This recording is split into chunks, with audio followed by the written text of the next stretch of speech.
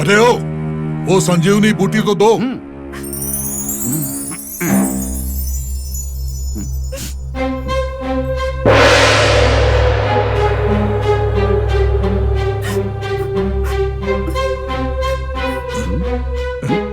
पंडित जी, आपने तो यमुना बाई की बालियां ले लिए, लेकिन आपके दी हुई दवाई उसकी पति को ठीक नहीं कर रही है। ये तो अन्याय हुआ ना। चुपचाप खड़े रहो अपना मुंह बंद करके, नहीं तो यहीं पर जिंदा दफन कर दूंगा। पंडित जी, मेरे पति ठीक तो हो जाएंगे ना?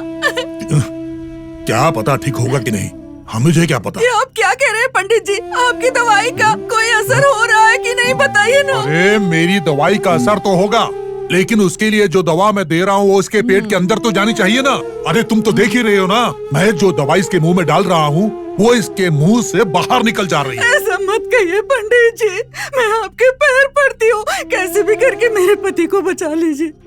तुम्हारे पति को बचाने के लिए मैं भी पूरी कोशिश कर रहा हूँ, लेकिन मैं भी क्या करूँ।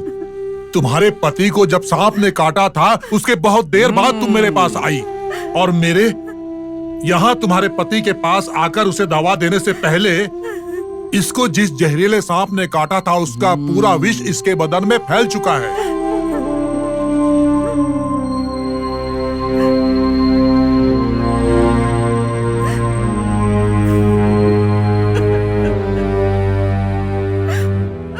पंडित जी, तुम्हारे पति की हालत देखकर मुझे बहुत दुख हो रहा है।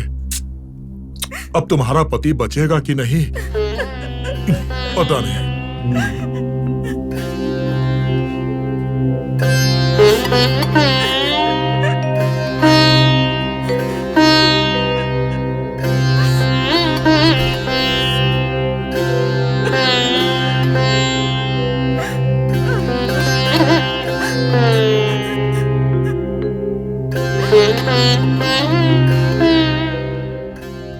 मैं आपके पैर पड़ती हूँ, मेरे पति को बचा लीजिए पंडित जी। यमुना बाई, संभालो अपने आप को। पंडित जी, एक और बार कोशिश करके देखिए, दामोदर बच जाएंगे, विनती करती हूँ। अब इसको कैसे भी बचाना नामुमकिन है बहन। विधि को लिखने वाले ब्रह्मदेव आएंगे ना तो वो भी इसको नहीं बचा पाएंगे। दीदी, अगर मेरे पति को कुछ हो गया तो मैं क्या करूँगी, कैसे जीऊंगी मैं? रोना मत यमुना बाई, संभालो अपने आप को। दामोदर बच जाएंगे, तुम चिंता मत करो। अरे अरे अरे अरे बाईजा बहन, कैसी बातें कर रही हो तुम? अरे ये क्या मजाक करने का समय है? देखो बाईजा बहन, जब मैंने जो दवा दी है उस दवा का भी इस दामोदर पर कोई असर नहीं हुआ है तो समझ लो इस सृष्टि की रचना करने वाले ब्रह्मदेव भी आकर इसको बचाने की कोशिश करेंगे ना तो वो भी इसको बचा नहीं पाएंगे। अभी जाके बाबा को ये सारी बात बताना जरूरी है। पंडित जी, बार बार मर जाएंगे ऐसी अशुभ बातें मत कीजिए। मान लीजिए कि आप विष नहीं निकाल पा रहे हैं। हमारे दामोदर को कैसे बचाना है, किसकी मदद से बचाना है, ये हमें पता है। इसकी हालत देखो, ये कभी भी मरने के हालात में है, और आप कह रही हैं कि आप इसको मरने से अभी भी बचा सकती हैं। मैं भी तो सुनूं, किसकी मदद से बचाएंगे आप इसको? हमारे बाबा की मदद से। क्या? वो बाबा, वो फकीर? अरे बहन, क्या वो फकीर आकर किसी भी क्षण अपने प्राण त्यागने वाले इस दामोदर को बचा लेगा? अरे अरे क्या बात कर रही हो बहन, ये तुम्हारा भ्रम है।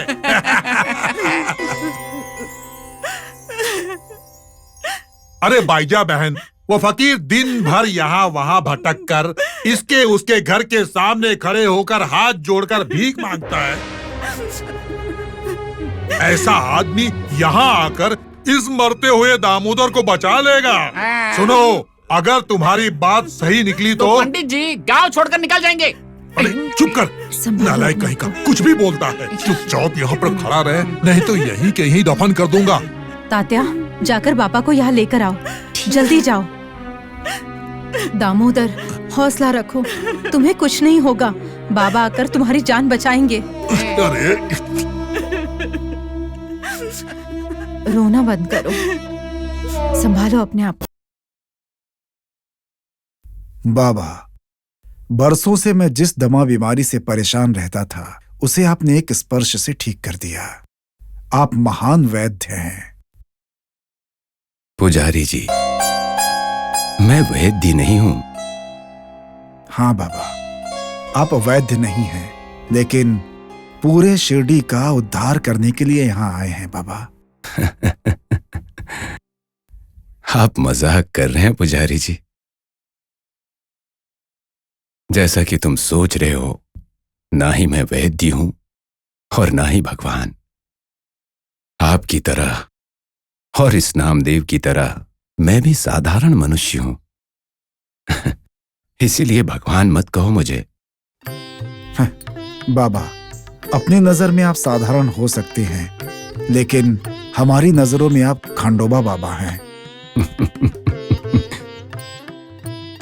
अगर मैं खंडोबा होता तो मंदिर में बैठकर अपनी पूजा करवा रहा होता, और फिर तुम्हारा वो सरपंच भी मुझे कभी परेशान नहीं कर पाता। बाबा, देख लेना, जिस खंडोबा भगवान के लिए एक मंदिर बना है ना, भविष्य में आपके लिए भी एक बहुत बड़ा मंदिर बनेगा बाबा। क्यों महलसापति जी? बिल्कुल सही कहा नानावली, एक दिन ऐसा होगा, इसमें कोई संदेह नहीं है। इस पागल के पागल भक्त हो तुम लोग। बाबा, आपके लिए रोटी और सब्जी लाया था, बातों बातों में देना ही भूल गया। लीजिए, खा लीजिए। देखिए पुजारी जी, इस समय मैं खाना नहीं चाहता, आप ये प्रसाद ले जाइए। क्यों बाबा, मुझसे कोई भूल हो गई है क्या, या फिर मेरा लाया हुआ खाना आपको पसंद नहीं? अरे पुजारी जी, मुझे प्यार करने वाले लोग मुझे कुछ भी देंगे तो मैं ले लूंगा। तो फिर खाना खा लीजिए बाबा, आपके लिए प्यार से लेकर आया हूं। पुजारी जी, मुझे अभी खाने की इच्छा नहीं हो रही है, मेरा पेट पूरा भरा हुआ है। हाँ, और एक बात और है, मुझे ढूंढते हुए मेरी बेटी आ रही है। मुझे उसके साथ जाना है, थोड़ा सा काम है। बाबा, आप ये क्या कह रहे हैं? आपकी बातें पहेली की तरह हैं। हमने सोचा आपकी शादी नहीं हुई है, तो फिर ऐसे में बेटी कहां से आ गई? थोड़ी देर में पहुंच जाएगी, आप खुद देख लेना।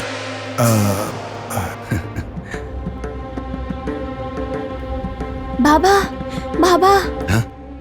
आ गई बेटी? बाबा, बोलो। दामोदर चाचा को सांप ने काट लिया है, आप आकर बचा लीजिए बाबा। चलो बेटी, तुम मुझे बुलाओगी तो आना ही होगा। पुजारी जी, मैं इसके साथ दामोदर के घर जा रहा हूं, हो सके तो तुम लोग भी आना। चलो बेटी।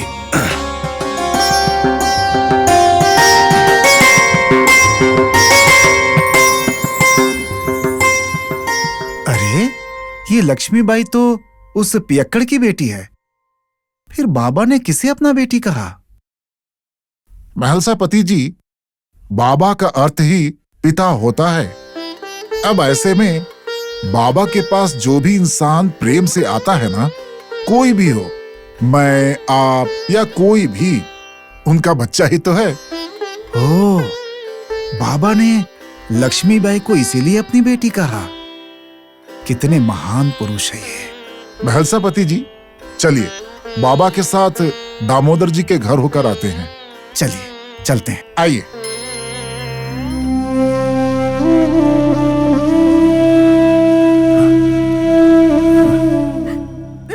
सुनो यमुना बहन, मुझे जो भी कोशिश करनी थी वो मैंने कर ली। अब तो भगवान भी तुम्हारे पति को नहीं बचा सकते।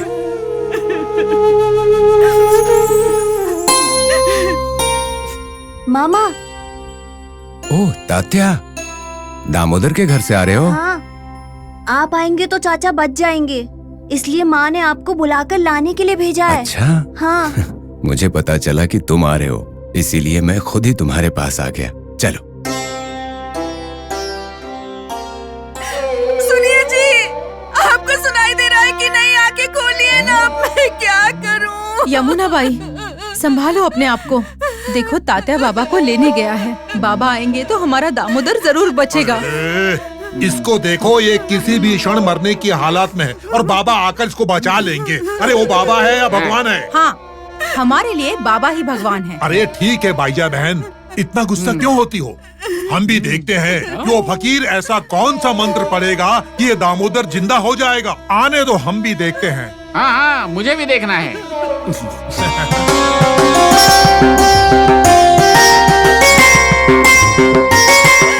अरे बाबा आ गए। हाँ, बाबा आ गए। बाबा, अब सब ठीक हो जाएगा। बाबा मेरे पति को बचा लीजिए, मेरा और कोई नहीं है उनके सिवा। बाबा उन्हें बचा लीजिए, नहीं तो मेरा क्या होगा। उठो बहन, उठो। तुम्हारा भाई आ गया है। दामोदर को कुछ नहीं होगा।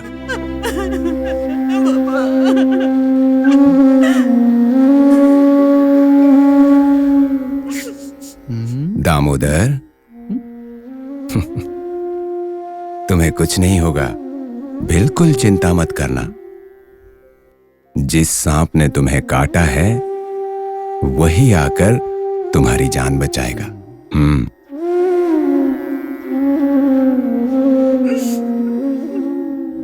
पंडित जी, शिष्य,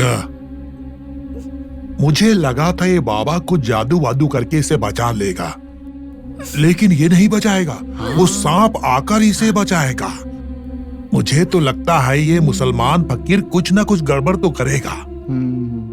नागराज, नागराज, कहां पर हो? मैं साईं बाबा, मैं तुम्हें बुला रहा हूं।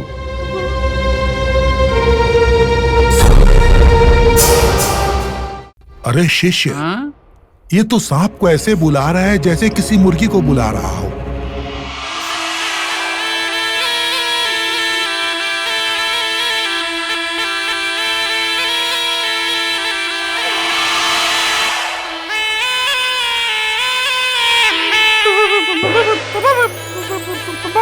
क्या हुआ? चुपचाप खड़े रहो, खड़े रहो चुपचाप। कहाँ है सांप? उधर।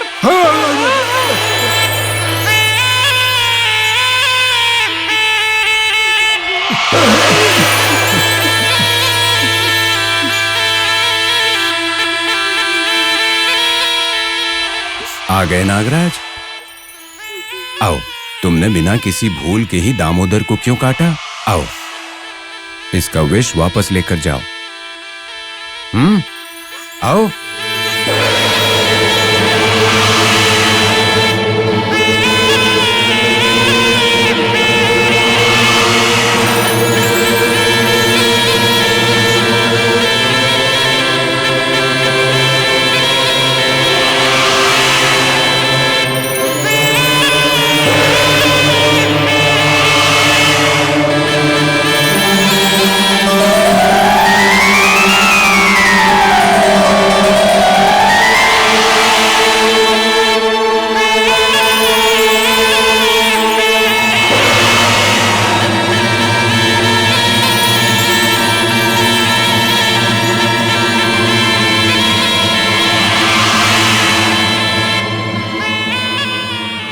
नागराज, अब तुम्हारा काम हो गया। अब जाओ यहां से।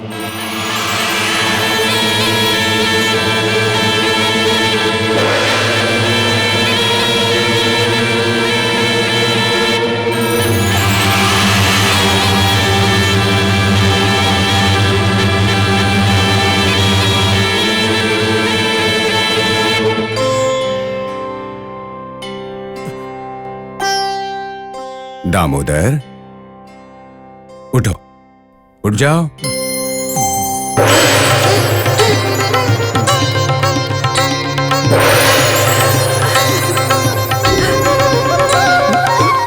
सुनिए जी, आप ठीक हो गए, बच गए आप। पंडित जी ने कहा था कि कुछ भी हो जाए लेकिन आप नहीं बचोगे, लेकिन बाबा ने आकर आपको जीवन दान दे दिया, मेरा मंगलसूत्र बचा लिया। बाबा, मैं पूरी जिंदगी आपकी सेवा करना चाहती हूँ बाबा।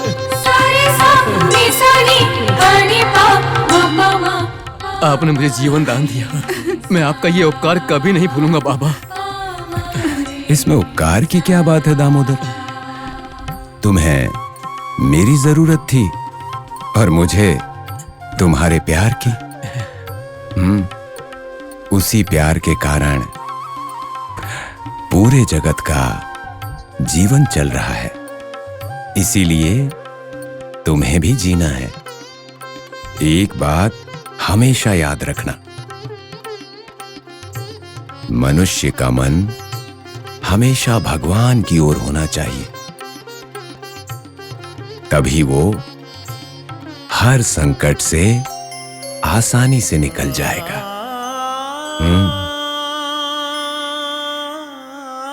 हे राम।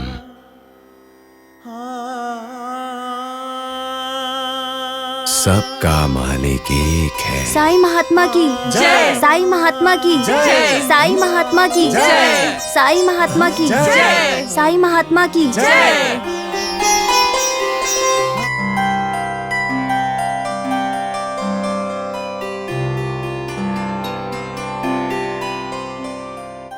देवदासु, जब से हमारा जन्म हुआ है हम यहीं शिरडी में ही हैं, और ये मंदिर ही हमारा घर है, और गांव के लोग हमारे मेहमान, और गांव के लोग ही हमारे परिवार, दीन बंधु सब कुछ हैं। जब ऐसा है तो क्यों? आपने अपनी बात बीच में ही रोक दी, बोलिए। जब ऐसा है। वो क्या है कि मुझे ऐसा लगता है कि इस शिरडी में अब हम लोग ज्यादा दिन नहीं रहने वाले हैं। क्यों? आपको ऐसा क्यों लगता है? पता नहीं क्यों ऐसा लगता है, लेकिन मेरे मन को ऐसा महसूस हो रहा है। मैंने कभी भी आपके मुंह से ऐसी बातें नहीं सुनी। सच बताइए, आप ऐसा क्यों बोल रहे हैं? वही मैं भी नहीं समझ पा रहा हूँ। मुझे ऐसा लगता है कि कोई बैठकर मुझसे बुलवा रहा है। वही? कौन है वो मैं नहीं जानता, बस अपने अंदर के इंसान को मैं भी लगातार ढूंढ रहा हूँ। लगता है उनका कोई खास रूप नहीं है।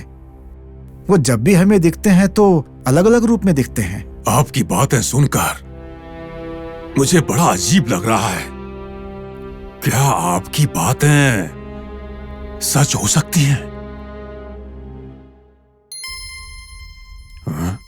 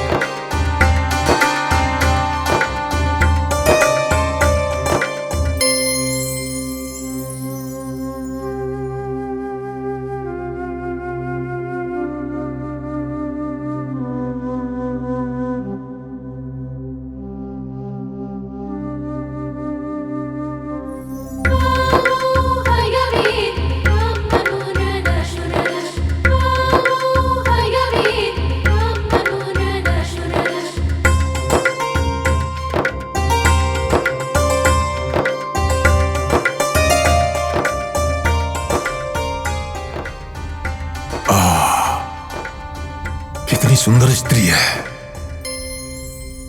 इसे देखते ही मेरे इतने सालों का ब्रह्मचर्य पानी में हवन करने जैसा लगता है। कितना विचित्र है ये। देवदासु, ओ देवदासु, क्या विचार करने लगे तुम? कुछ नहीं। अभी जो आपने बातें कही उसी के बारे में सोच रहा था। तुम्हारी आंखें कह रही हैं कि तुम सच नहीं बोल रहे हो।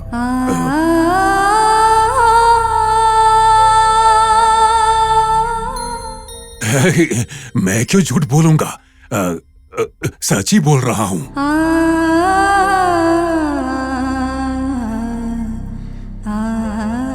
स्वामी, आपको देखकर लगता है कि आप महाज्ञानी हैं। बहुत दिनों से एक सवाल की वजह से मैं बहुत असमंजस में थी। आप मेरे सवाल का जवाब देंगे क्या? हाँ, जरूर पूछिए, बैठिए। धन्यवाद। मैं आपके हर सवाल का जवाब दूंगा, क्योंकि सब कुछ जानने वाला महाज्ञानी हूँ मैं। सच में? तो आज मेरे सवाल का जवाब मिल जाएगा? जरूर मिलेगा। पूछो, क्या सवाल है तुम्हारा? स्वामी, ज्ञान और अज्ञान में कोई फर्क होता है क्या? है, जरूर है।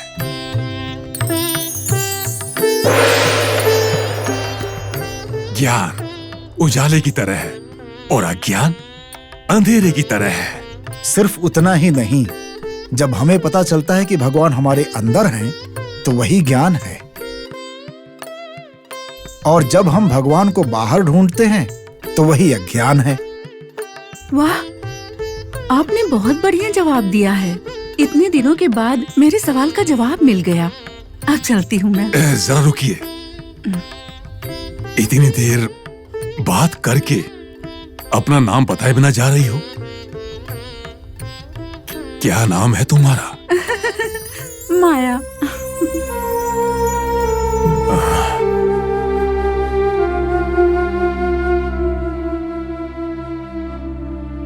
ये हमेशा याद रखना, एक औरत की वजह से तुम्हें अपने गांव से जाना पड़ेगा।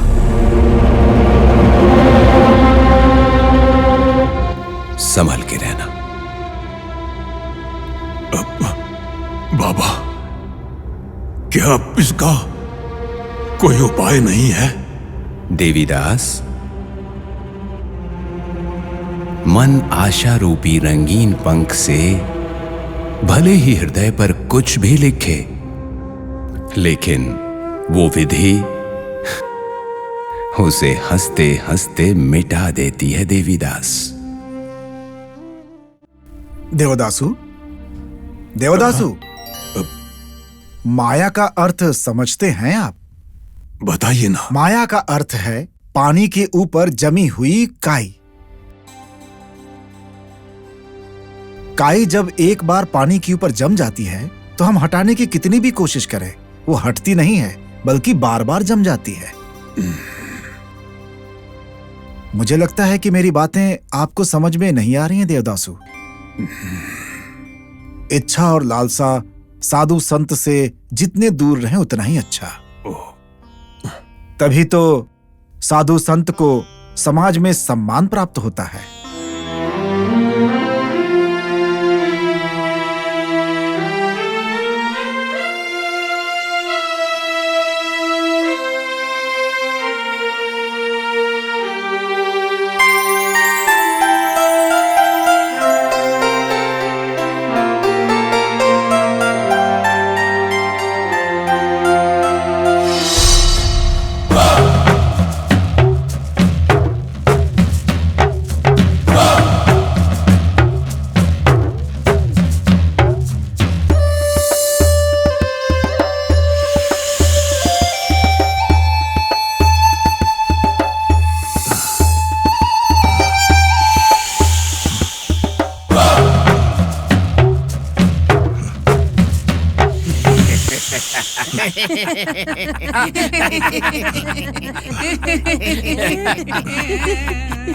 क्या हुआ सरपंच जी?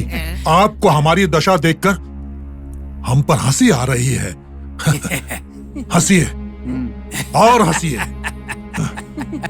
और क्या करूं विश्वनाथ पंडित जी, हैं? आप ही बताइए, हमारे शिरडी में आपके जैसे पंडित जी सांप के काटे हुए इंसान को ठीक नहीं कर पाए, इसका क्या मतलब है बताइए? सरपंच जी, ऐसे हंसिए मत। हमारे विश्वनाथ पंडित जी ने दवाई दी, इसलिए तो वो दामोदर बच पाया, नहीं तो वो मर जाता। वो तो आपको पता है ना।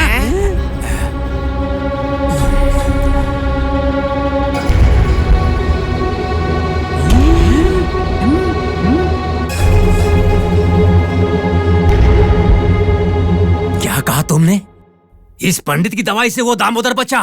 अरे बेवकूफों, पूरे शिरडी में सब लोग एक ही बात कर रहे हैं कि वो दामोदर उस फकीर की वजह से बचा।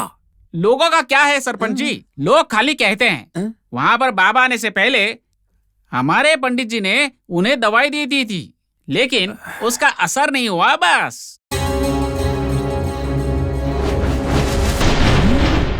उतने में बाबा वहां आकर सबकी आंखों में धूल झोंककर ऐसा दिखाया कि सांप ने दामोदर का विष खींच लिया और फिर वो खुद भगवान बन गया।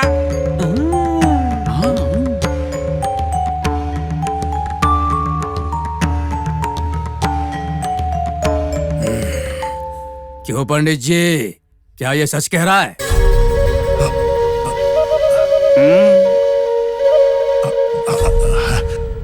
हाँ हाँ सरपंच जी, मैंने ही दामोदर को बचाया। मैंने ही बचाया। तो फिर ये सारी बातें वहीं पर बताकर उस फकीर साईं बाबा का पर्दाफाश करना चाहिए था ना। ऐसे कैसे कर सकते हैं? क्यों नहीं कर सकते? वैसे ये तो कह रहा है कि बाबा सबकी आंखों में धूल झोंक रहे हैं। ओह, ऐसी बात है। फिर भी हर एक धर्म के लिए इलाज करने वाले आप दोनों के होते हुए कल परसों का आया हुआ वो फकीर बाबा सबके लिए भगवान बन गया है। बनता है तो बनने दीजिए सरपंच जी, लेकिन उसका खेल अब ये ज्यादा दिनों तक नहीं चलेगा। जितनी जल्दी हो सके उसे उसकी जगह दिखाकर रहूंगा। क्या तुम क्या करोगे? अरे ऐसे खड़े खड़े पूछोगे तो मैं क्या बताऊंगा। मैं आराम से सोचकर एक अच्छी योजना बनाऊंगा जिससे वह हमारा गांव छोड़कर चला जाएगा। उसके लिए समय चाहिए ना। क्या पता वो समय कब आएगा। आएगा, जल्दी आएगा, बहुत जल्दी आएगा सरपंच जी। देखते रहिए, अगर मैंने उस बाबा को इस गांव से बाहर नहीं निकाला तो मैं अपना नाम बदल दूंगा।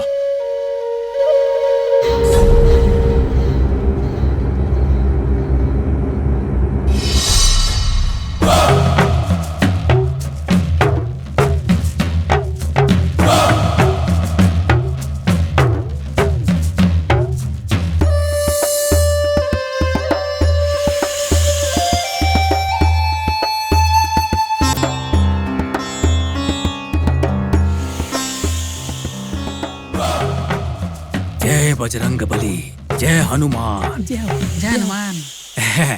नमो नमस्ते देवीदास जी। जानकी दास जी, आपको भी नमो नमस्ते। आयुष्मान भव। आपके आशीर्वाद से मैं अब तक सेहतमंद और श्रीमंत हूँ। लेकिन आपका ये आशीर्वाद गांव वालों को नहीं मिल रहा है। सही कहा ना मैंने? सरपंच जी, आपने बिल्कुल सही कहा। बिल्कुल सही कहा। सरपंच जी, हमारा आशीर्वाद सबके साथ है, आप गलत क्यों समझ रहे हैं? रहने दीजिए देवीदास जी। अगर आपका ये आशीर्वाद हमारे गांव वालों को मिल जाता तो क्यों सब लोग, कौन है वो मुसलमान फकीर के पास क्यों जाते? कौन? साईं बाबा? हाँ, वही उस चोर साईं बाबा के पास कोई नहीं जाता।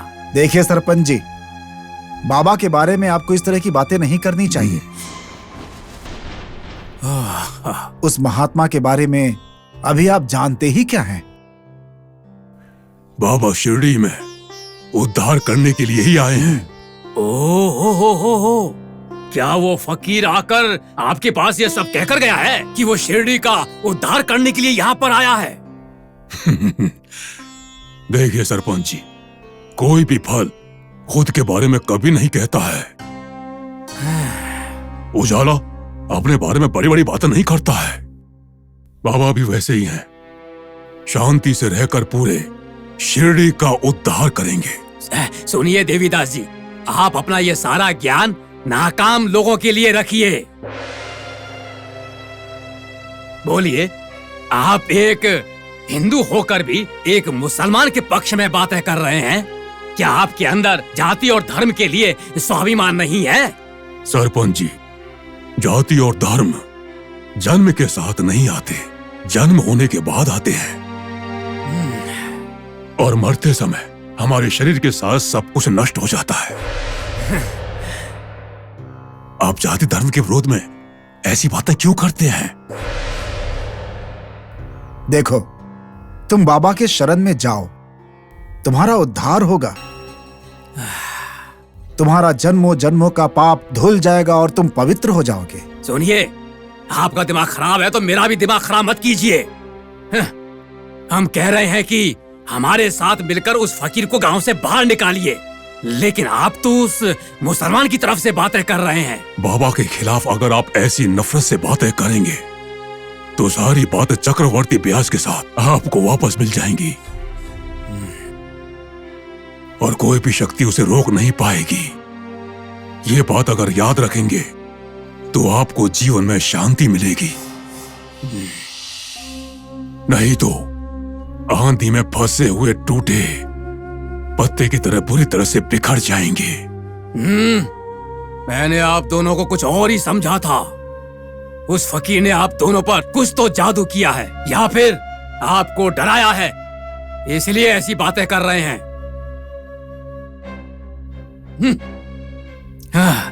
आप जैसे लोगों की वजह से ही हमारे हिंदू धर्म का अपमान होता है। सरपंच जी, उस फकीर को यहाँ से भगाने से पहले इन चोरों को यहाँ से भगाना ही सही रहेगा। हाँ सरपंच जी, मुझे भी ऐसा ही लगता है। क्यों रंगा? अगर कुछ भी कम ज्यादा हुआ तो अगला काम वही होगा।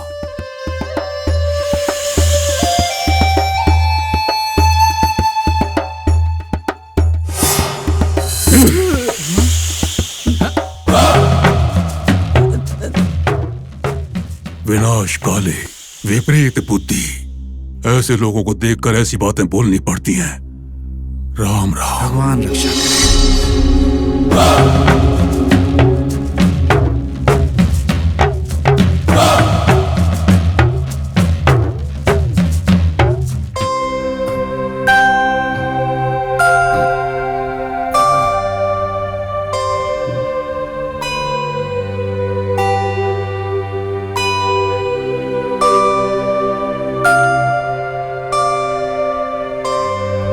बाबा, ये सब लोग आपको खाना देने के लिए रुके हुए हैं।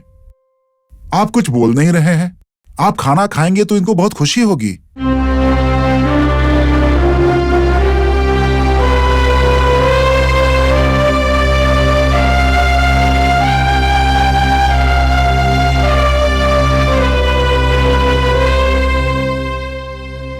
बाबा, ये सभी लोग आपकी तरफ आशा लगाए बैठे हैं।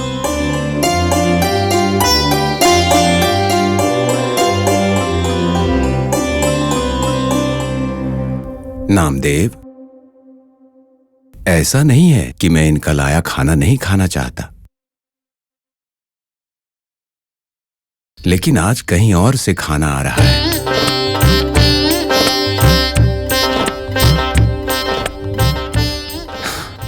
और मुझे वही खाना खाना है। यही मेरे भगवान का आदेश है। बाबा, सामने रखा हुआ खाना खाने के बजाय कोई आएगा खाना लेकर आएगा, ऐसा क्यों कह रहे हैं आप? कोई नहीं आएगा। ये जो लाए हैं वही खा लीजिए। हाँ बाबा, हमें निराश मत कीजिए। हमने जो खाना लाया उसे खा लीजिए। आप लोग मेरी बात समझ क्यों नहीं रहे हैं? आज मैं ये नहीं खा सकता। मेरे लिए मेरी बेटी खाना ला रही है, मुझे वही खाना है, क्योंकि मैं उसे निराश नहीं कर सकता। वो आ रही होगी, जल्दी ही पहुंचेगी।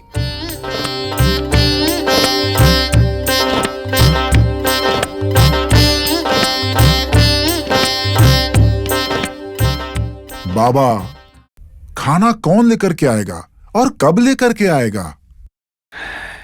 नामदेव, तुम में सब्र तो बिल्कुल नहीं है। अब भूख मुझे लगी है और परेशान तुम हो रहे हो। धैर्य रखो।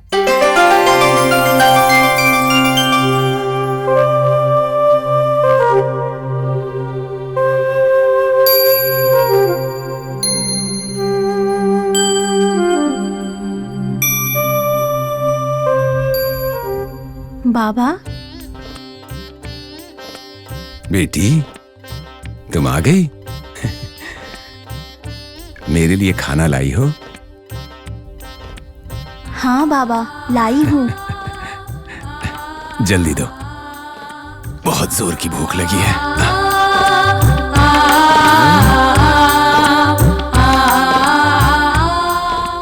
नामदेव, पूछ रहे थे ना कौन खाना लाएगा? यही है, देखो खाना लेकर आ गई ना। मेरी बेटी।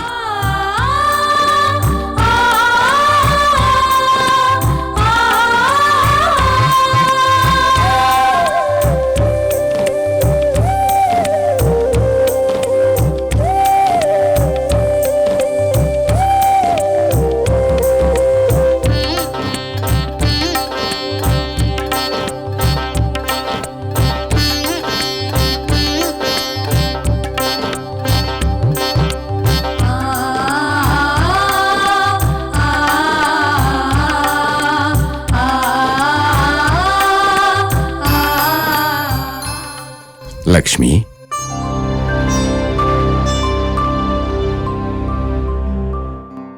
तुम कुछ पूछना चाहती हो ना? अब बताओ, क्या पूछना है तुम्हें? बाबा, सुना है कि आप जो मांगो वो देते हो। मैंने भी देखा है, आपने बड़े बड़े चमत्कार किए हैं। मेरे पिताजी हर रोज पीते हैं और घर आकर मुझे और मेरी माँ को मारते हैं। कृपा करके उनका पीना छुड़ा दीजिए, हमारी रक्षा कीजिए।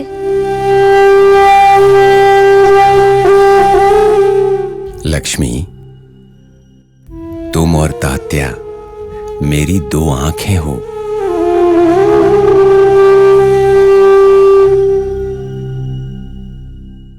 मैं तुम्हारी आंखों में पानी नहीं देख सकता। धैर्य रखो। तुम्हारे पिताजी का पीना छुड़ा देता हूं, ठीक है? हाँ बाबा।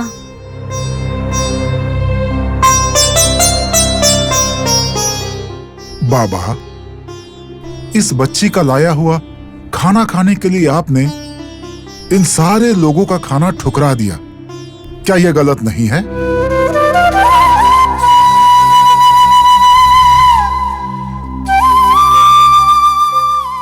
नामदेव,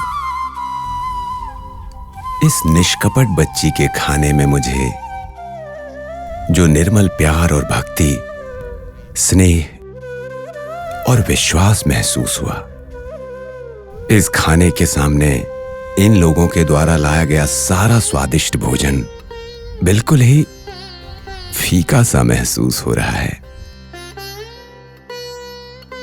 इसीलिए इस बच्ची ने जो खाना लाया, मैंने वही खाया और हमेशा खाऊंगा। लेकिन ये बच्ची हमेशा खाना तो नहीं ला सकती ना, इतनी शक्ति नहीं है इसमें, है ना नामदेव? सही कहा बाबा, सही कहा। आपने इसका खाना खाकर सही किया। हाँ बाबा, आपने बिल्कुल सही किया। बाबा, मुझसे भूल हो गई बाबा, मुझे क्षमा कर दीजिए बाबा। सद्गुरु साईनाथ महाराज की जय। सद्गुरु साईनाथ महाराज की जय। सद्गुरु साईनाथ महाराज की जय। सद्गुरु साईनाथ महाराज की जय। सद्गुरु साईनाथ महाराज की जय। सद्गुरु साईनाथ महाराज की जय।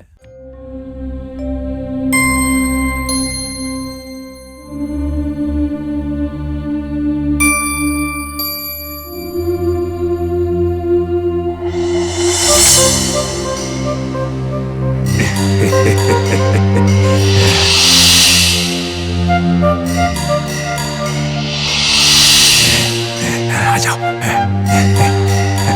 चलो।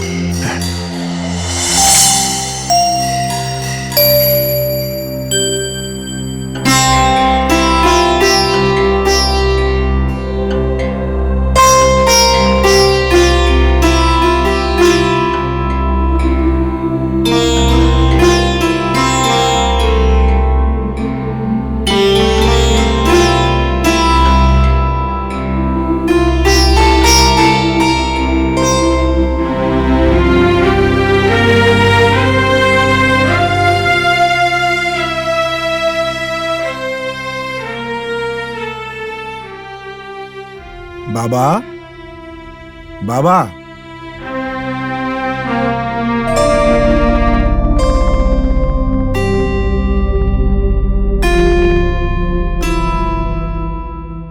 शिरडी गांव के सभी लोग अचानक इस फकीर बाबा के पास कैसे? बाबा, आप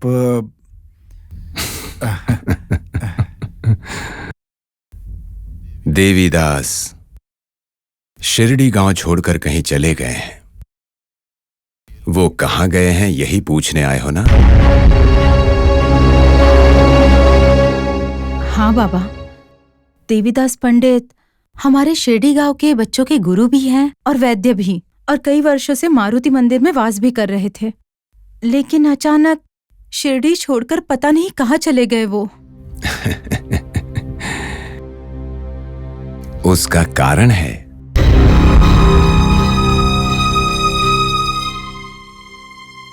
इतने दिनों तक देवीदास संसार के बंधनों से मुक्त था।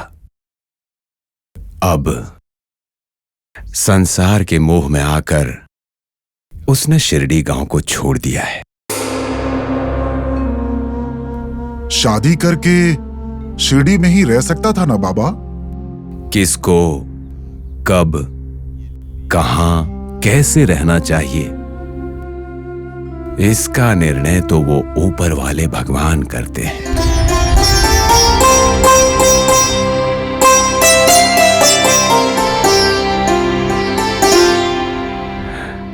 और वही अल्लाह का भी फैसला है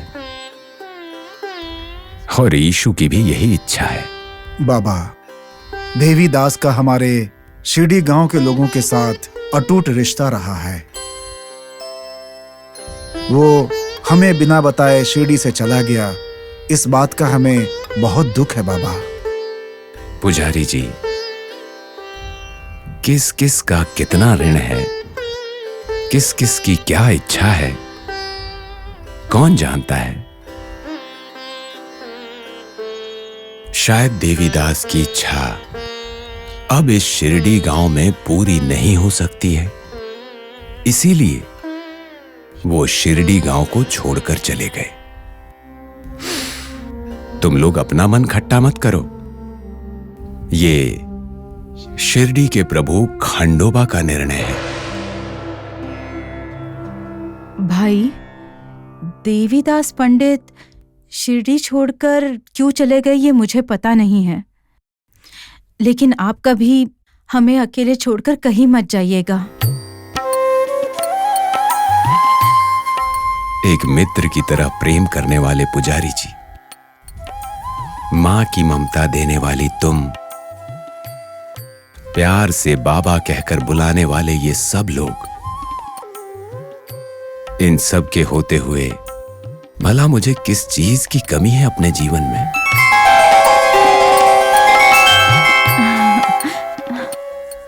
तो भला मैं आप सबको छोड़कर कहां जाऊंगा? मेरी मिट्टी इसी गोदावरी नदी में बहेगी और गोदावरी की लहरों में बहते बहते अनेक स्थलों को छूकर पावन हो जाएगी।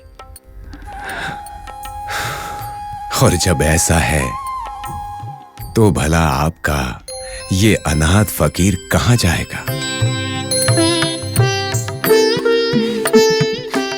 मामा, चाहे जो हो जाए, आप मुझे छोड़कर कहीं नहीं जाएंगे, आपको मेरी कसम।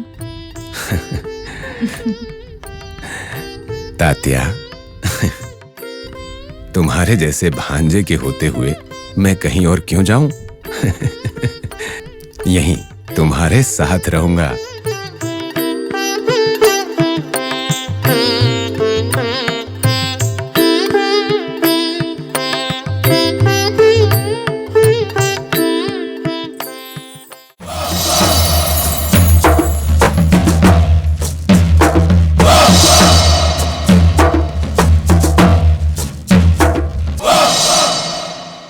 पंडित जी, जब से मैं पैदा हुआ हूं तब से देख रहा हूं, देवीदास ने कभी भी मारुति मंदिर को नहीं छोड़ा, लेकिन अचानक से रातों रात शिरडी छोड़कर भाग गया है। इसके पीछे क्या कहानी हो सकती कोई है? कहानी नहीं है, सिर्फ दुख है। ए बेवकूफो, क्या मतलब है इसका?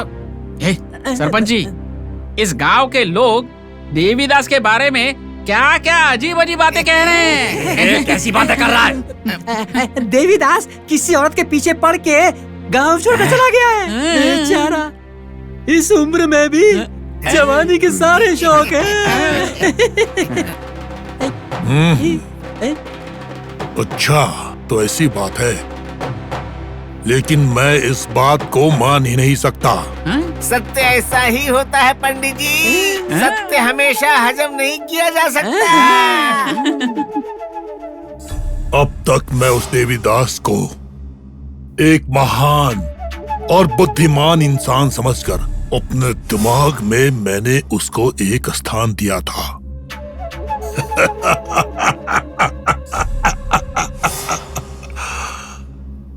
लेकिन अब उसका असली रूप सामने आ रहा है। इसीलिए बड़े बुजुर्गों ने कहा है, किस बिल में कौन सा सांप होगा ये कोई नहीं बता सकता। सुनिए पंडित जी, हम अपने आप से कुछ भी समझकर ऐसी वैसी बातें करने के बजाय हम सब लोग मिलकर मारुति मंदिर के पास चलते हैं। वहाँ पर जो देवीदास के साथ हमेशा रहता है, जानकी दास, उससे पूछेंगे तो सारी बातों का पता चल जाएगा। अच्छा है सरपंच जी, आपका दिमाग भी कभी कभी सही दिशा में दौड़ता है। सही कहा, सही है। नालायकों, मेरे सामने मेरे ही बारे में अनाप शनाप बक रहे हो। दांत रुको तुम लोगों के। ये क्या बकवास कर रहे हो सरपंच जी? अब चलिए मेरे साथ। चलो।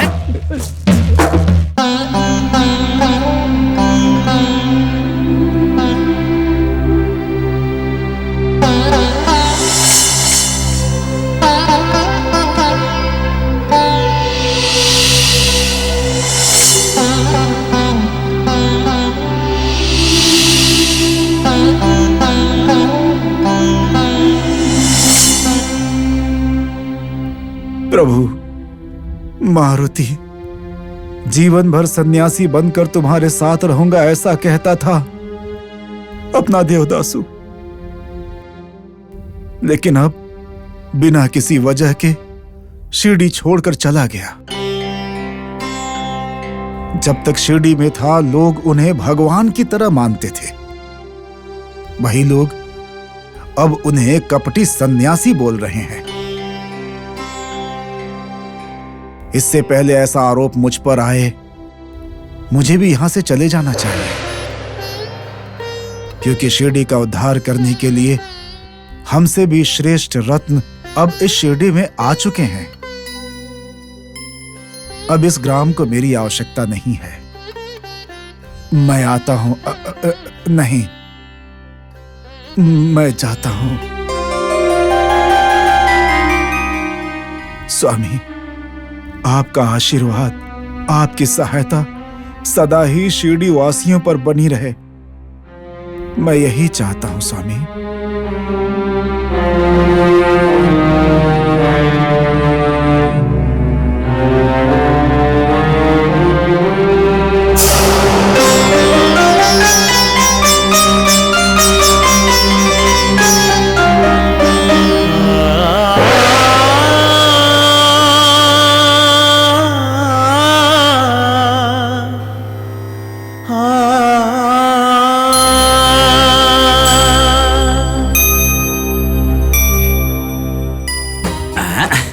अरे जानकी दास जी, लगता है आप भी शिरडी छोड़कर जा रहे हैं। हाँ सरपंच जी, मैं भी शिरडी छोड़कर जा रहा हूं। ऐसा कैसे चलेगा? हमारे हिंदू धर्म के मुखिया के रूप में आप अकेले ही तो थे। आप भी चले जाएंगे तो कैसे चलेगा? अगर मैं छोड़ दूंगा तो क्या? मैं तो सिर्फ एक उत्सव मूर्ति की तरह हूं। भगवान अपने मूल स्थान पर बैठने के लिए और सारे धर्मों को जागृत करने के लिए इस शिरडी में आ चुके हैं। इस स्थान को अब मेरी कोई आवश्यकता नहीं है। जानकी दास जी, क्या कह रहे हैं आप? कौन से भगवान और कौन हमारे शिरडी में आए हैं? बाबा, जब साईं बाबा यहाँ आ चुके हैं तो मेरी कोई आवश्यकता नहीं है। अब मुझे मारुति भगवान से प्रेरणा मिली है, इसलिए मैं इस गांव से जा रहा हूँ। स्वामी, आप शिरडी छोड़कर कहाँ जाएंगे? साईं राम जहां कहेंगे उसी तरफ मैं चल पड़ूंगा। चलता हूं।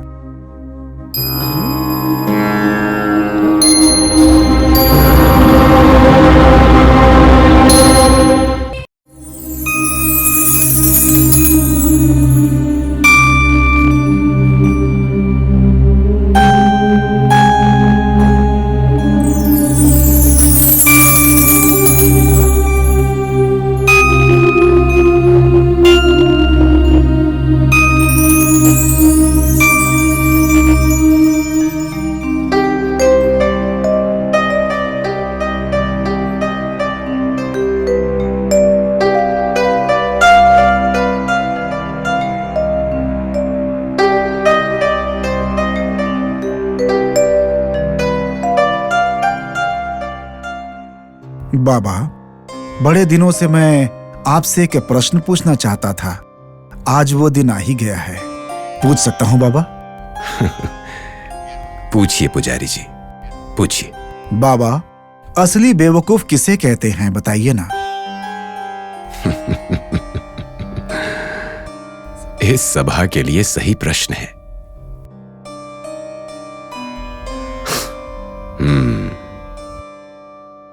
साठ्येन मित्रम कपटेन धर्मम परोपतापेन समृद्ध भवम सुखेन विद्याम पुरुषेन नारिम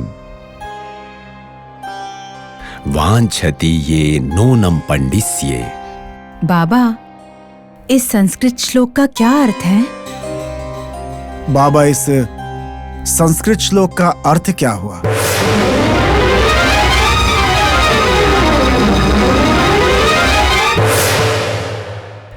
जानकी दास, आओ।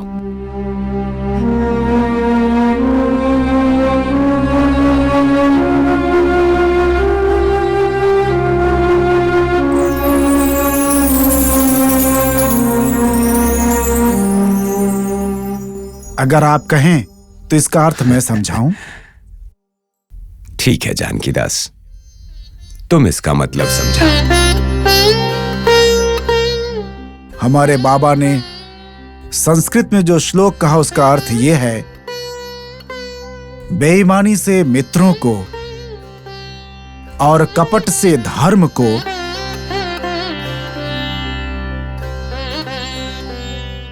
दूसरों को तकलीफ देकर सुख और समृद्धि पाना, सुखी रहकर विद्या प्राप्त करना,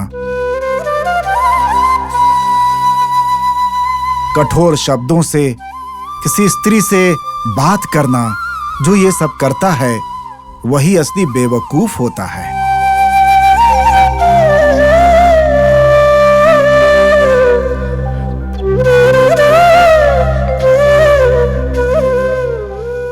बिल्कुल उचित कहा तुमने। आपकी आज्ञा चाहिए थी, अगर आप दें तो मैं अब शिरडी से जाना चाहता हूं बाबा। स्वामी जानकी दास, आप क्यों हमारा गांव छोड़कर जा रहे हैं? ऐसा क्या हो गया? हमसे कोई भूल हुई क्या? स्वामी, शिरडी छोड़कर मत जाइए, हमारे साथ रहिए। आप लोगों से मुझे कोई दिक्कत नहीं है। जब तक मैं इस गांव में था आप लोगों का बहुत प्यार मिला मुझे। मैं आप सबका बहुत आभारी हूं, लेकिन मुझे शिरडी छोड़कर जाना ही होगा। मेरे लिए एक और जगह इंतजार कर रही है। स्वामी, आपको यहाँ से क्यों जाना है? क्योंकि एक गांव में एक गुरु और एक घर में एक भगवान ही होना चाहिए। और उस स्वरूप में साईं बाबा अब शिरडी में आ चुके हैं।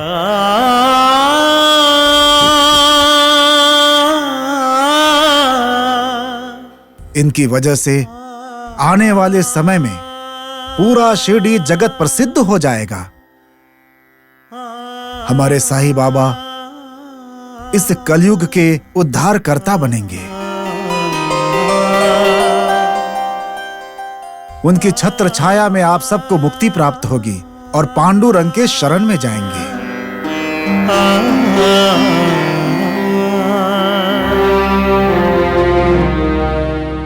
आपकी अनुमति के लिए आया था बाबा।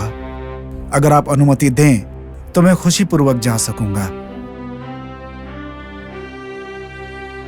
बहती हुई नदी को, चलते हुए पवन को और उगते हुए सूरज को कोई नहीं रोक सकता है। जानकी दास, तुम जाओ। एक नया मंच तैयार है तुम्हारे लिए।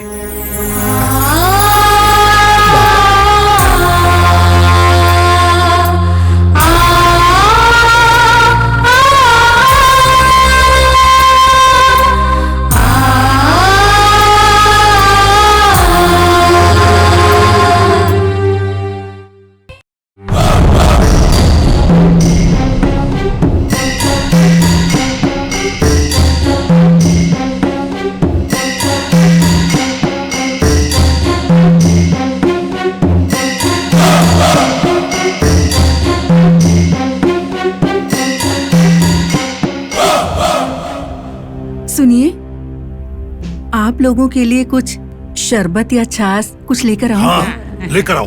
शरबत, छाछ सब कुछ लेकर आओ और यहाँ खड़े इन लोगों के सर पर डाल दो। क्या तुम्हारे पास रसोई में करने के लिए कोई काम नहीं है? पंडित जी, क्यों आप बहन पर गुस्सा हो रहे हैं? आप बहन, अगर हमें कुछ चाहिए होगा तो हम मांग लेंगे। आप अंदर जाइए, जाइए। हाय मेरे कर्म, ये लोग अच्छे काम के लिए अपना दिमाग नहीं चलाएंगे, लेकिन किसी को बर्बाद करने के लिए इनके पास बहुत समय है। सुना नहीं? बेवजह यहाँ खड़े होकर बात करने की जरूरत नहीं है। जाओ घर में, चलो जाओ, अंदर जाओ। सरपंच जी, अपना दिमाग और ताकत इस्तेमाल करके इस बाबा को किसी भी तरह शिरडी से भगाना होगा। पंडित भी उसकी बातों में आकर अपना वेद पाठ भूलकर उसकी सेवा कर रहे हैं। ऐसा नहीं होना चाहिए।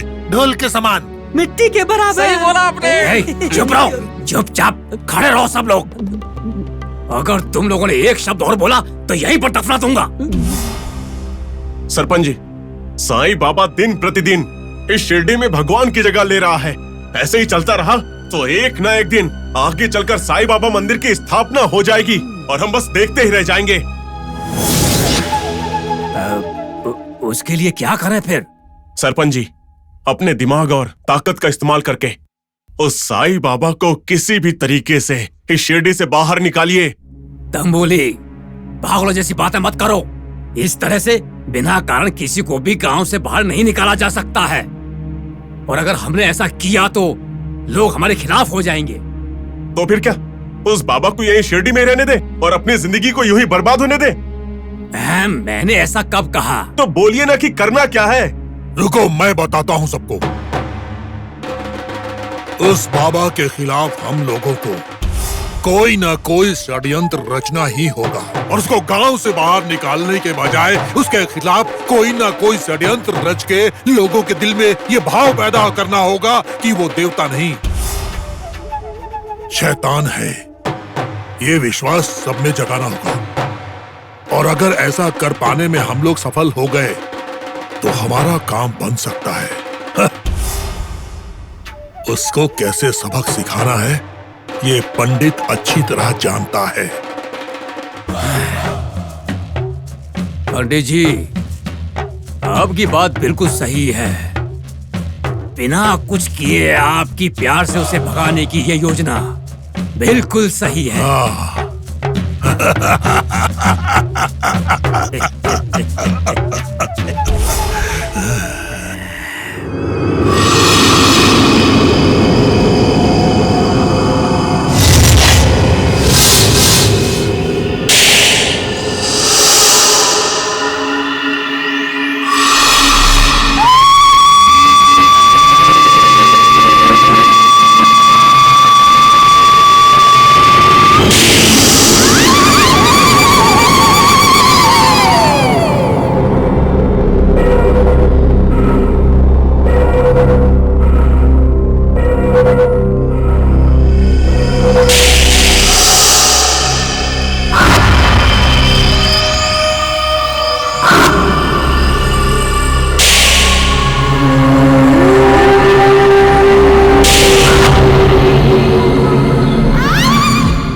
देखो, अगर तुम मुझे सुन पा रही हो तो मुझे कभी दिखाई मत देना और हमेशा के लिए यहां से चली जाओ।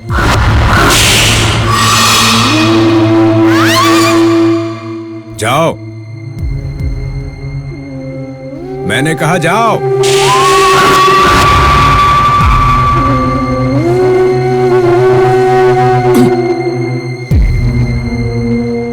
जाओ।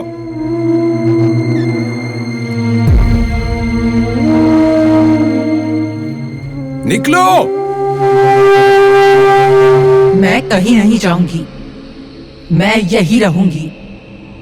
ये मेरा खेत है और ये पेड़ मैंने लगाया है। ये मेरा सपना है, मेरे मेहनत के फल है ये। मेरा बेटा यहाँ खेलने आता है तो मैं यही रहूंगी। अच्छा, तो तुम यहीं रहोगी? ठीक है, मैं भी हमेशा के लिए पेड़ के नीचे बैठता हूं, फिर देखता हूं कैसे रहती हो। मैंने तुम्हें बहुत समझाया पर तुम नहीं मानी। नहीं, मेरे पास मत आना, मेरे पास मत आना। चले जाओ यहाँ से। तो चली जाओ, ये मेरे रहने की जगह है। देखो, मैं अपने बेटे को देखे बिना नहीं रह सकती। उसके खातिर ही सही मैं यही रहूंगी। तुम्हारे पास बुद्धि नहीं है? तुम यहां पर हो, इसी वजह से कोई यहां नहीं आता। इसीलिए कह रहा हूं, चली जाओ। शिरडी साई